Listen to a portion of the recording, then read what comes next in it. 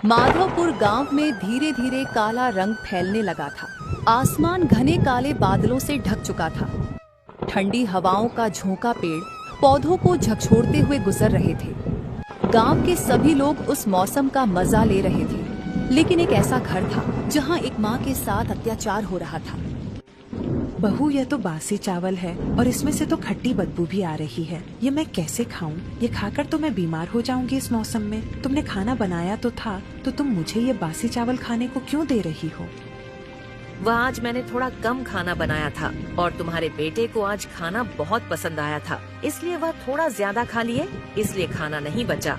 और हाँ, खाना खाना है तो खा लो, नहीं तो भूखे सो जाओ, क्योंकि यही बचा है।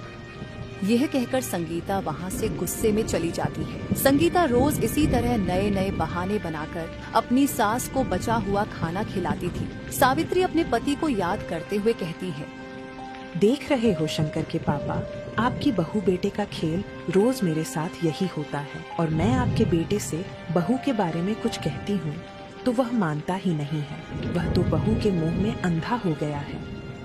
सावित्री अपने बहते आंसुओं के साथ वह बासी चावल खा रही थी। सावित्री खाना खाकर बिस्तर पर लेट जाती है और गहरी सोच में डूब जाती है। और उधर संगीता अपने पति के पास जाकर रोने लगती है, सावित्री को फंसाने के लिए। संगीता, तुम रो क्यों रही हो? क्या हुआ? मुझे बताओ, ऐसे रो मत। मुझे अच्छा नहीं लग रहा है तुम्हें। रोता देख मुझे भी रोना आ रहा है। बस तुम बताओ क्या हुआ।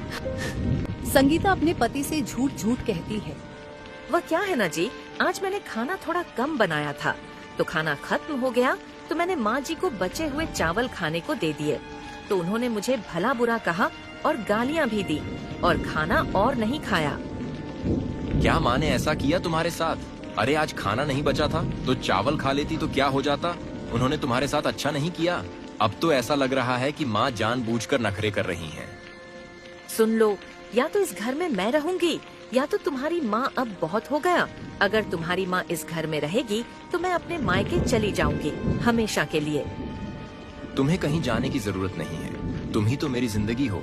माँ की तो अब उम्र हो गई है, कुछ ही दिनों की मेहमान है। मुझे तो तुम्हारे साथ पूरी जिंदगी बितानी है। अब तुम बस देखते जाओ।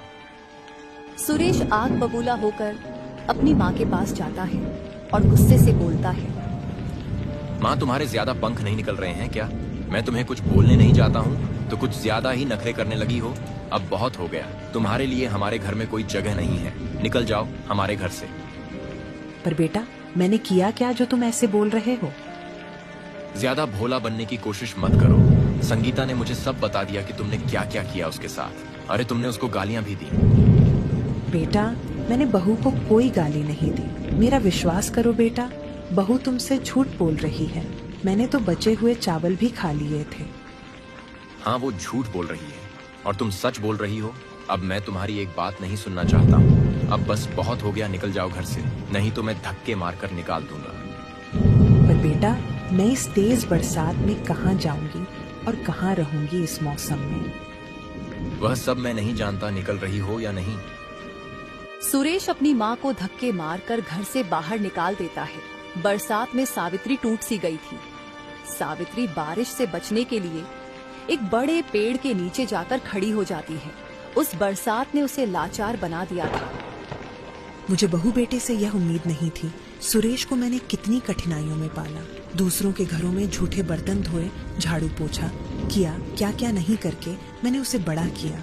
और बहू के आने के बाद सब कुछ भूल गया। पर कोई बात नहीं, मैं हार नहीं मानूंगी। बारिश और तेज हो रही थी और धीरे धीरे रात होने लगी थी। सावित्री उस पेड़ के नीचे एक चादर डालकर कांपते हुए सो रही थी।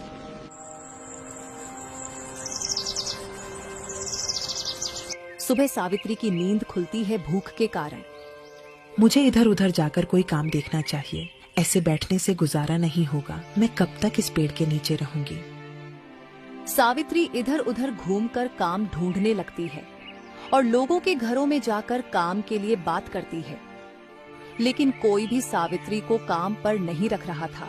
सावित्री की उम्र ज्यादा होने के कारण सावित्री निराश होकर गांव के चौराहे के पास से गुजर रही थी। तभी वह देखती है कि चौराहे पर एक मैगी की दुकान है, जहां पर मैगी खाने के लिए बहुत भीड़ लगी थी।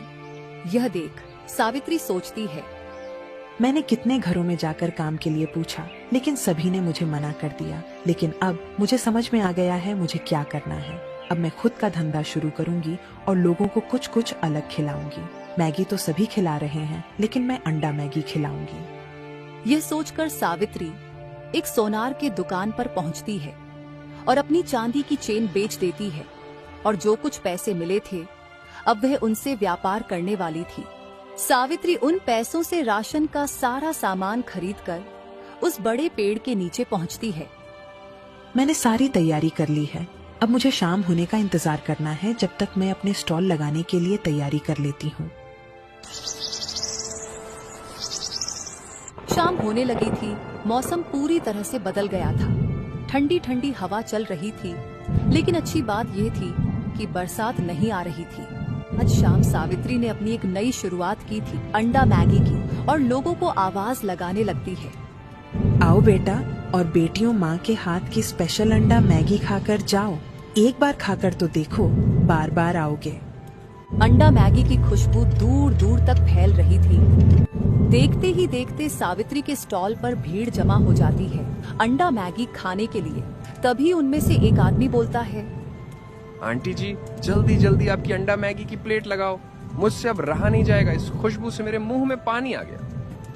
बेटा तुम बस थोड़ी देर रुको, मैं अभी अंडा मैगी की प्लेट तैयार करती हूँ। सभी लोग अंडा मैगी खाने लगते हैं। उन्हें अंडा मैगी का स्वाद बहुत पसंद आता है। वह सभी अंडा मैगी के दीवाने हो गए थे। माता जी, आपकी अंडा मैगी का कोई जवाब नहीं है। मैंने आज तक मैगी इस तरह नहीं खाई थी। नॉर्मल मैगी तो हम रोज खाते आ रहे थे, लेकिन आज हमें कुछ अलग खाने को मिला। आपके हाथ में जादू है, जादू। सावित्री लोगों का इतना प्यार देखकर बहुत खुश थी। सावित्री बोलती है, बेटा बस यह एक माँ का प्यार है और ज्यादा कुछ नहीं। बस आप लोग इसी तरह मेरे दुकान पर आते रहना। सावित्री की आज बहुत अच्छी कमाई हो रही थी। देखते ही देखते सारा सामान खत्म हो जाता है। सावित्री अपना स्टॉल बंद करके उस पेड़ के नीचे सो जाती है।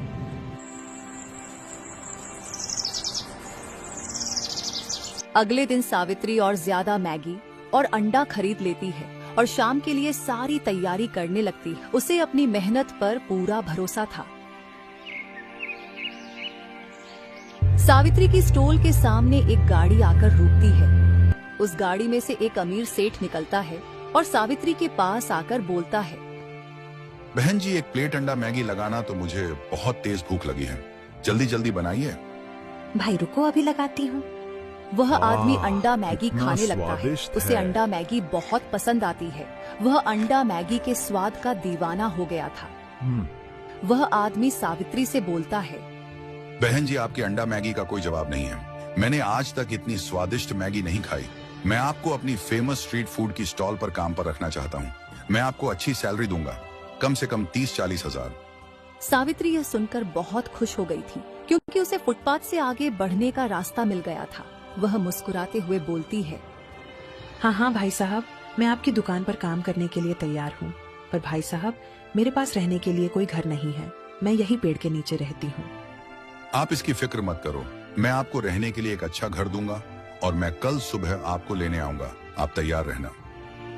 यह कहकर वह आदमी वहाँ से चला जाता है। सावित्री को रहने का एक सहारा मिल गया था। उस रात सावित्री बहुत खुश थी। वह खुशी खुशी सो जाती है।